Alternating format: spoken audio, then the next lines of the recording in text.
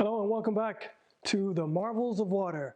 Today we're going to be looking at heating compress. This is the third of our series of hydrotherapy remedies, the Marvels of Water heating compress. As we continue, we're going to look at some of the indications for the uses of a heating compress. Well, we can apply heating compresses in different places on the body. So if someone has a sore throat, or laryngitis, tonsillitis, coughs, bronchitis, headaches. This is a short list here of indications for a heating compress. Also, if someone, say, has pelvic congestion, or if someone has joint pain, you can also use a heating compress. Now, a heating compress is comprised primarily of 3 layers. Some people use 2 layers, but personally, I like to use 3 layers. That's the way I was trained, and so I found that 3 layers are very effective. Now, as I said, sore throat, laryngitis, those types of things.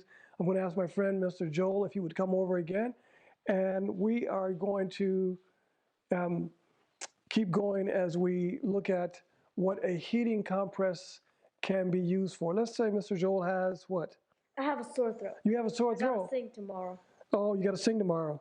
Well, hopefully this heating compress will be able to make him well so he can be able to sing tomorrow, all right?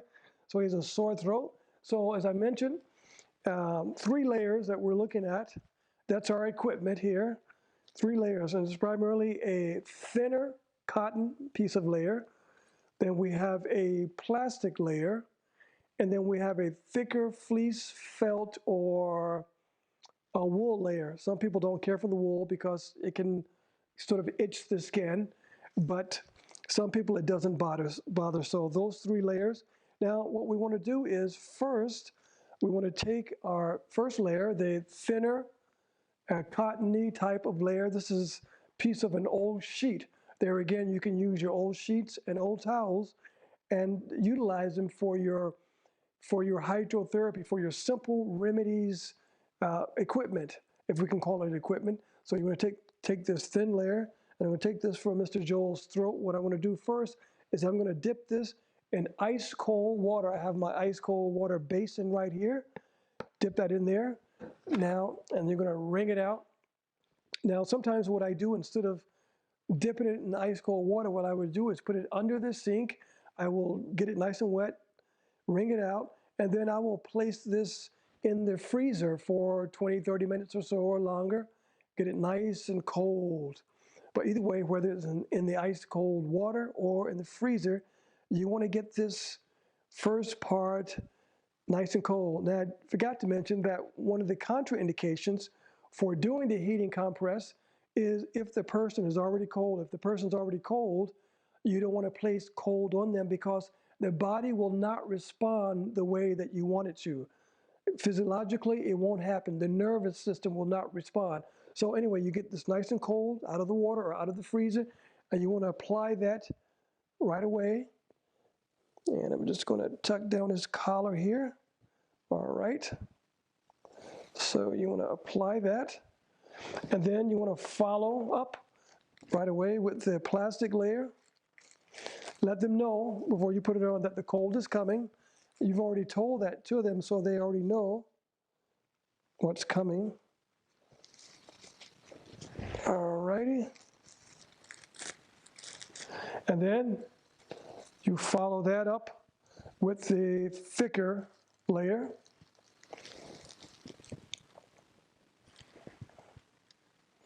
And then you can have a couple of safety pins to secure this. You want to make sure that you're not choking the person, but you want to make sure that the layer is flush against the skin so that the cold is in good contact with the skin. Now notice that this is called a heating compress, not a cold compress or a hot compress. It's called a heating compress. Why is that? Well, remember from our intro video, we talked about what happens when hot and cold is applied to the skin. Well, we remember that when hot is applied to the skin, that the blood vessels will widen. We call that vasodilation. But in this case, when cold is applied to the skin, that the blood vessels will narrow. That's called vasoconstriction. So when I applied this cold application to Joel's neck, his blood vessels, his pores on his skin constricted, they closed, and the blood went into the interior. But after a few minutes, then the blood will come back to that surface area, to the area where the application is made, and it will then seek to warm up that area. So blood comes back to that area. Now think about it. We talked about what circulation does. First, the blood went to the interior. After a few minutes, the blood comes back to that area, and the blood continues to come to that area. It then will warm up this area, and it will heat up this area, hence the name heating compress. It's not a hot compress because we didn't start with hot externally, but it's a heating compress because his body is heating up the compress, causing that circulation, speeding white blood cell activity to that area, or whatever affected area that we're looking at, bringing healing. All right, so today we were looking at that Joel said that he had a sore throat. Well, suppose he said that he had a headache, and we were working with a diabetic. We talked about that in the hot foot bath video, that if someone were having diabetes and they had lost sensation in their lower extremities, well, we wouldn't want to use a hot foot bath in that case. Well, we could use a heating compress on the person's feet because we're not heating with an external source. Their own body is heating the compress. So what we can have here then is the same three layers. We would have a pair of socks, a thinner pair of socks, and then we have plastic layer. These are just shopping bags here that we have.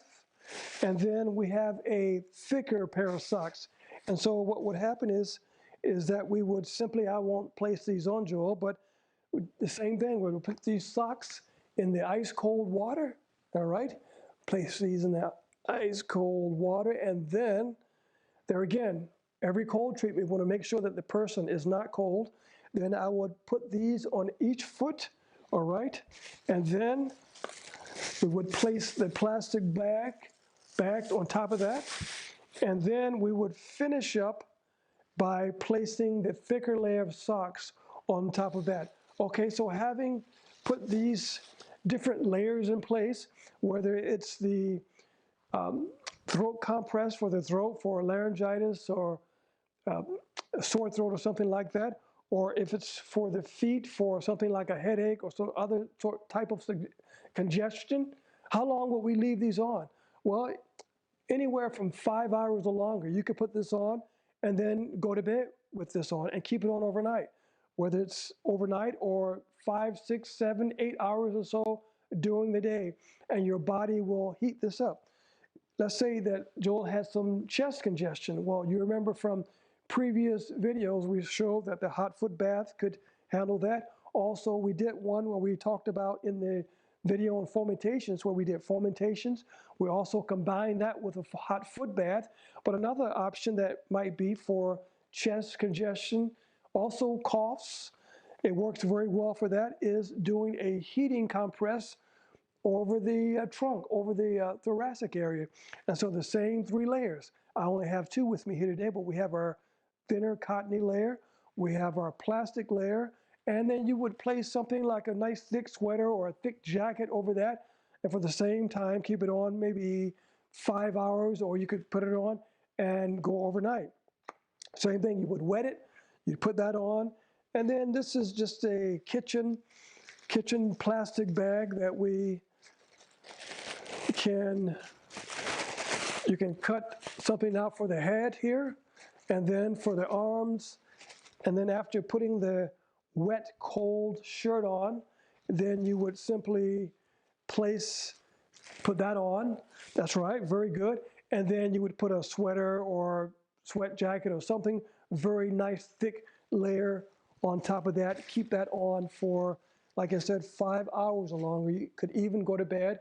And then after that amount of time, remember that's causing circulation, white blood cell activity is coming to the area that is being worked on by the compress. After that time ends, then because that area has been heated up, what you want to do then is, take this off and I'll show you here. All right, so we're going to remove the compress. Let's say it's been at least 5 hours he's had this on, and we want to get Mr. Joel ready because he says he has to sing tomorrow. And so after it's been warmed up, so what you want to do is then with the cold mitten friction, and then you want to friction that area down with cold water. You said, wait a minute, you started with cold, but now you're going to end with cold? Well, it's okay, because remember that the body has heated this area up. It's warm now, so then you can friction it. That is, if it's that, or if it's the chest, do the same friction with that, or if it's the feet, then you can finish with cold for the feet. All right, and then you can make sure you dry that off, dry that area off, and then, well, how many times can you do it? You can do it twice a day if you want. Or if you're working with something like cold flu, something like that, you might have to do it once a day or twice a day for 2 or 3 days. And you do these and simply see what type of effect that you're having. And you might have to try it more or less, watch the person, see how they're doing. And we have to be persistent sometimes in these. And that's the heating compress. Remember to practice it, receive it, and let's become proficient. Thank you.